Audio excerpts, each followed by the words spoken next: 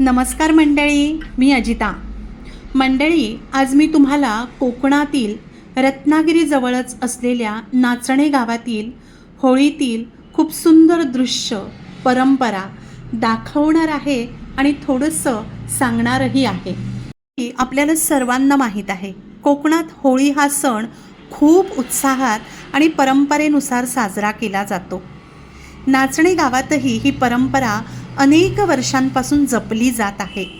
फाल्गुन महिन्यात होळीच्या दिवशी संपूर्ण गाव एकत्र येतो आणि मोठ्या भक्तिभावाने होळीची पूजा केली जाते.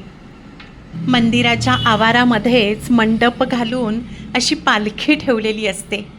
पालखीतील देवी पाहायला अतिशय प्रसन्न आणि आनंद वाटतो. तिथे ज्या भाविक लहरी असतात त्या आपल्याला खूप छान अनुभवता येतात. एका बाजूला होळी उभी करण्याचा प्रयत्न सुरू असतो आणि एका बाजूला सर्वजण पालखीचं, देवीचं दर्शन घेत असतात.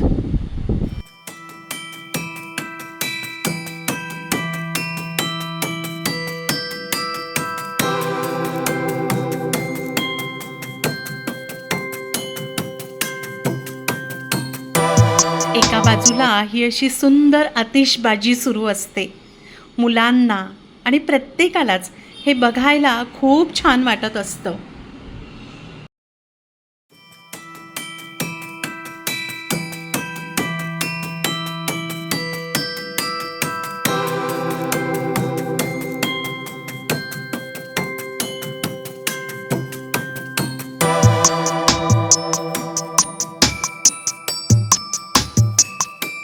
होळी उभी करण्याचा क्षण बघण्यासाठी तोबा गर्दी असते आणि खरंच हे सर्व पाहण्यासारखं असतं. काय तो प्रयत्न चालू असतो एवढी भली मोठी होळी उभी करण्याचा. प्रत्येकजण आपापल्या युक्त्या वापरून होळी उभी करतात. हे सर्व पाहताना एक गोष्ट लक्षात येते की तरुण पिढीसुद्धा या परंपरा अतिशय उत्कृष्टपणे सांभाळत आहेत, जोपासत आहेत. गावातील लोक एकत्र येऊन लाकडांचा मोठा रच तयार करतात. त्यानंतर पारंपरिक विधी करून होळी प्रज्वलित केली जाते. होळी पेटल्यानंतर गावकरी तिच्या भोवती फेऱ्या मारतात आणि गावाच्या सुखसमृद्धीसाठी प्रार्थना करतात.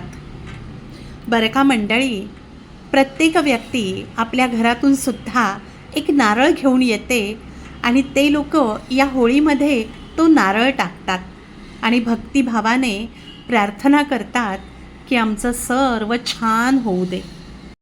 या दिवशी गावात ढोल ताशांचा नाद, लोकगीतं आणि आनंदाचं वातावरण पाहायला मिळतं.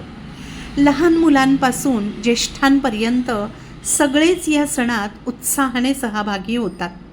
नाचणे गावची होळी ही केवळ सण नसून गावाची एकता, श्रद्धा आणि कोकणातील संस्कृती जपणारी, परंपरा जपणारी आहे.